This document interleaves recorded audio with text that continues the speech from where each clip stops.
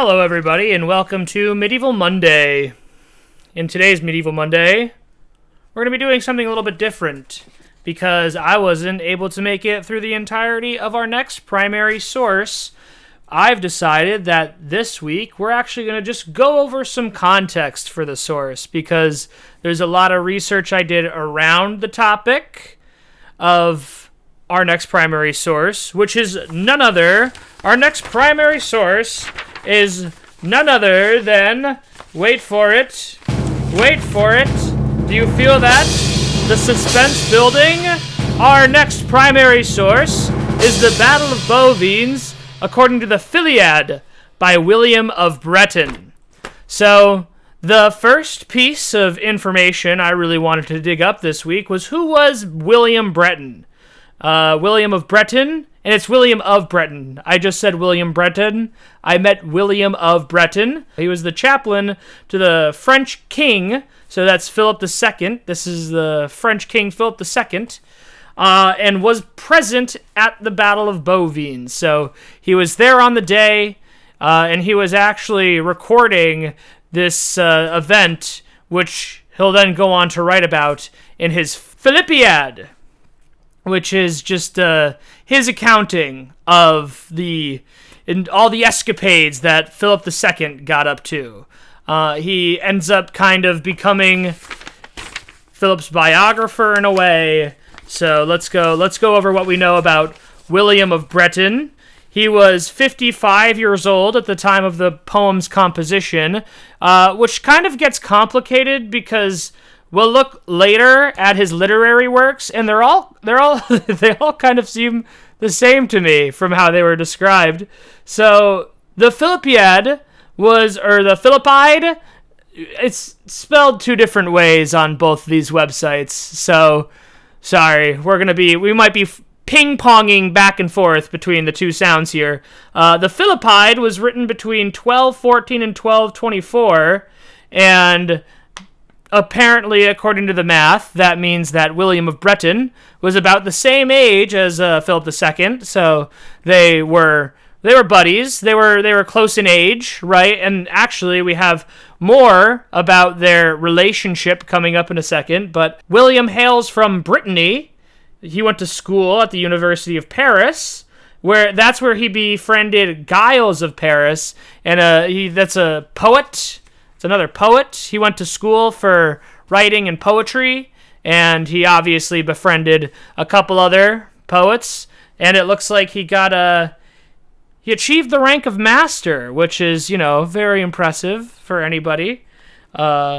And by the 1190s, he was in the service of King Philip II. So they've known each other at least since 1190s, but, it's possible they might have met beforehand. I'm not really sure. This isn't too deep of a dive into the history of William of Breton. So we have William of Breton in service of King Philip as a master by the 1190s. So apparently he actually played a role in the negotiation of King Philip's divorce to Ingeborg of Denmark. So we're going to kind of go on to see there's a bit of a religious association with his position going forward and in the battle. And, well, I don't know. Does it seem a little bit hypocritical to anybody else that somebody who is a religious, man was helping a king get divorced? Anyway, then after he helped King Philip get divorced, he was actually later assigned to be the tutor to Pierre Charlotte, who was King Philip's illegitimate son. Clearly, what we're seeing here is that these two have a very, very close relationship. Also, it's worth noting that in his position as a chaplain, William of Breton likely, I'm guessing he had some kind of religious training by, this is a position that actually seems very connected to religion, and we'll kind of go through the position in a second. So, Yeah, he's both a sort of spiritual advisor, it seems, and somewhat honestly of a straight up associate. We're often working with the king in certain instances. The king obviously tours around with him at some point, which we see at the Battle of Bouvines, and he's ends up really being a biographer for King Philip. So when we're going through the account in the next video, just don't forget how close these two are to each other. And this honestly kind of leads me into a discussion about some of the scholarship around this source. Interestingly enough, despite William of Breton being on the battle, being with King Philip II, this isn't really considered by historians, or at least some historians, to be a very accurate portrayal of the Battle of Bouvines, partially because it was written as an epic poem, partially because William of Breton is so closely associated with Philip II. But what the other side of the coin will argue, the historians that do say this is a very relevant document, are the sides that are going to point out the fact this may not be the most accurate depiction of what exactly happened, and we are going to see a number of discrepancies within the material, causes and positions everybody existed in before the battle started.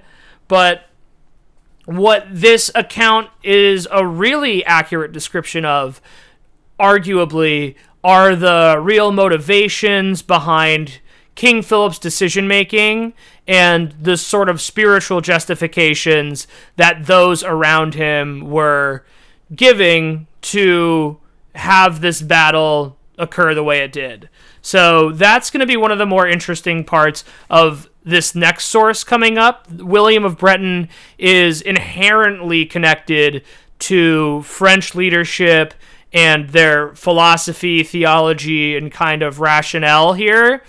So he's going to paint a really kind of deep picture into what was driving the force behind King Philip's decisions leading up to the Battle of Bouvines and within the Battle of Bouvines. After William of Breton writes these hagiographies after William of Breton writes these historical epics about King Philip II, his son Louis VIII has already taken the throne, and William of Breton will present these to him, the Phillipide, to Louis VIII around 1223 and to 1226. We don't really know exactly when within this 3 period of time they get handed to Louis VIII, as far as I'm aware. And after that, he really majorly disappears from the historical record. I read a story that he died peacefully in his sleep.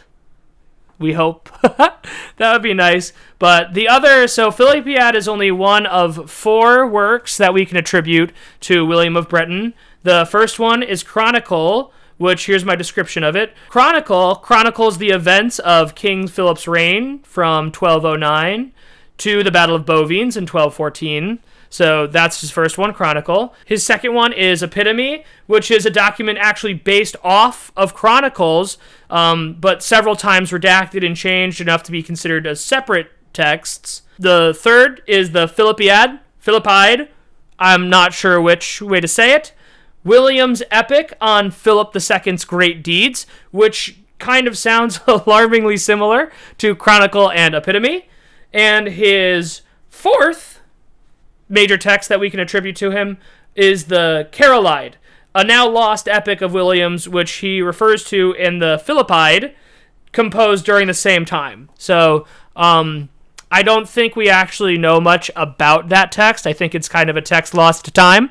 So we don't really know much about it, but it is referenced in another book of his. I'm not really sure if it might be about the Carolingian legacy, perchance, but I'm not positive, and I wasn't really able to look into it, so we're going to avoid speculating here. So that's a little bit of a background behind William of Breton, who's going to be the person who's writing the next primary source we read. Let's focus now on his position as King Philip's chaplain. I was interested to figure out more about what a chaplain is and how the position evolved throughout this kind of period of history. So, yes. Part 2, the chaplainry.